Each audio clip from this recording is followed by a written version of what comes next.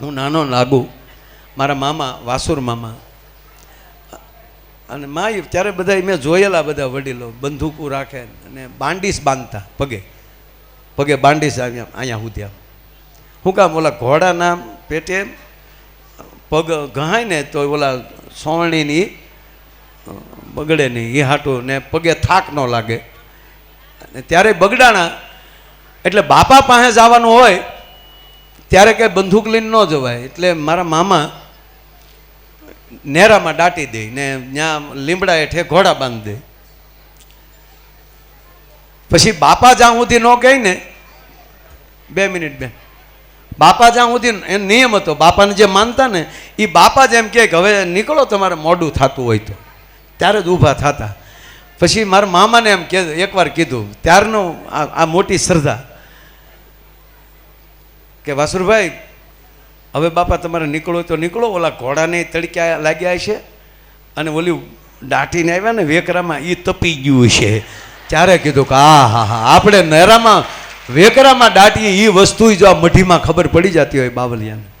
પછી મારા બા ત્યાં વળતા રહે એટલે હું ત્યારે નાનો, આ તો બધા પાસે વાતો સાંભળે, પણ આ અમુક વસ્તુ મને યાદ છે. ત્યારે હું આમ નાનો ને ઝાઝા સાધુ ભાળું બાપુ એટલે હું બીવ, ઓલા ભભૂચ્યા હોય એટલે હું મારા બાને એમ કહું મારે વયું જવું, મારે વયું જવું. મારા બાપને ખબર કે બાપા ન કહે ત્યાં સુધી જવાય નહીં, એટલે મને તેડીને આમ એટલામાં આટા મારે. એટલે વિડીયો થાય છે ને માતાઓ બેઠા છો, મને બોલવામાં કાંઈ વાંધો નથી સાહેબ. એટલે બજરંગદાસ બાપા એમ કે હે નાથીભાઈ હેઠી બેહીને ઘડીક બેસ હેઠી, કે પણ બાપુ આ મને બેહવા નથી દેતો. તે હું એને ઊભા ઊભા ઝીણ્યો તે તને બેહવા દેતો નથી, એટલે મેં માફી માગી. પહેલાં બાપા જે શબ્દ બોલ્યા થઈ મારે બોલવા થાય એટલે લાવે ને મારી પાસે. હવે લાઈવ કહેતા તો મારા માને એટલું જ જોતું હોય. માતાજી નાળિયેર માગે ને જેમ સેવક નાળિયેરનો ઘા કરે એમ મારી માએ બાપાને ખોળા મારો ઘા કર્યો કાઢ્યો. અને મારું બાવડું પકડીને બાપાએ ઊંધો નાખ્યો. તારી માને હક ન લેવા દેતો.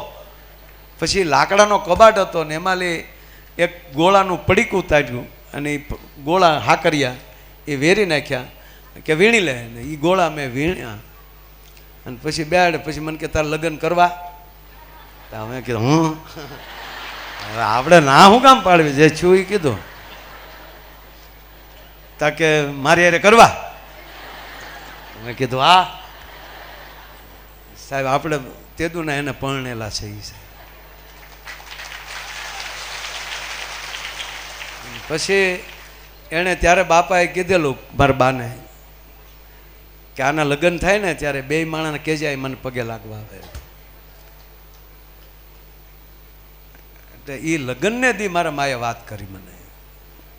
અમે ખાલી ઓલે કોડી કડે રમી લીધા, હામૈયું પૂરું થયું અને મારા બા કે બગડાણા જાવું, ગાડી તો હતી. અરે મેં કીધું અત્યારે મહેમાન છે ને ક્યાં બગડાણાનું તમે? મેં કીધું ખીજાણો એટલે મારા બા આમ દાંત શેકી દીધી. કહું ને તને એટલું કે એટલું પછી હું તો હાલો બીધો. એટલે કેડે પછી મેં મારા બાને ખીજવવાનું ચાલુ કર્યું. પછી મારા બા ઢીલા પડ્યા. એટલે ઢીલા આંખોમાં પાણી આવ્યું. મને કે તને કાંઈ ખબર છે માયા બટા? બાપાએ કીધું એમ કરીને તેદી એણે મારા માએ તેદી મને ગાડીમાં વાત કરી અને એટલે મેં કીધું ના ના માં સવાલ નથી. એટલે કહેવાનો મતલબ કે આ બધી શ્રદ્ધાનો વિષય છે. એવું આપણા આ પરગણો અને આપણે ભાગશાળી છીએ કે બધાએ આપણે સેવાનો લાભ મળે.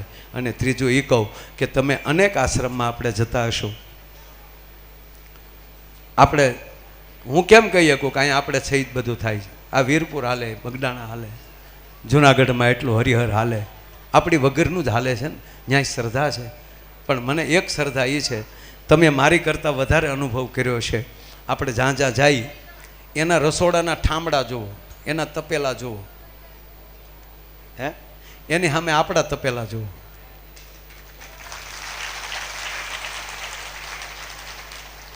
બાપુ કુલડીમાં કટક જમાડે. આ અવડા મોટા રસોડા નથી આપણી પાસે, અવડા બકડિયા નથી, અવડા ટોપ નથી આપણી પાસે. પણ અહીંયા એટલું બધું માણસ જમી લે. હું ઓલા સુરેન્દ્રનગરવાળો રસોઈયો છે, આ બજરંગદાસ બાપાના આપણા ઉત્સવમાં તે એ રસોઈયા તરીકે હતા, જયંતિભાઈની બધા. અને હમણાં બાપુની જે કથા અત્યારે હાલે છે પાલિતાણા, એમાંય એ ભાઈ રસોઈયો છે, બધી રસોઈ બનાવે. એટલે એ મને અવારનવાર કહેતો, મને કે આ વખતે ઉત્સવમાં અમને સેવા આપો. મેં કીધું અહીં સેવાનું કાંઈ છે જ નહીં, અમારા જે બધા સેવા કરી ડાયરેક્ટ સેવા જ છે.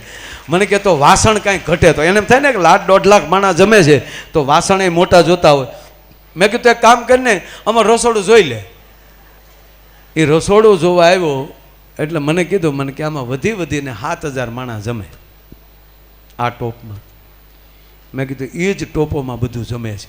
શું વાત છે? મેં કીધું એ જ વાત છે દોસ્ત, કોઈ દી ચિંતા નથી થવા દીધી.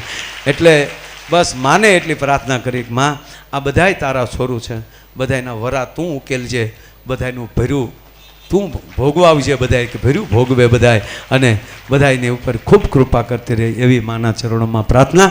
અને બસ આ વસ્તુ તો બધી માની કૃપાથી જે મળે છે, પણ તમારી સામે ઘડકી રીતે વાત થાય.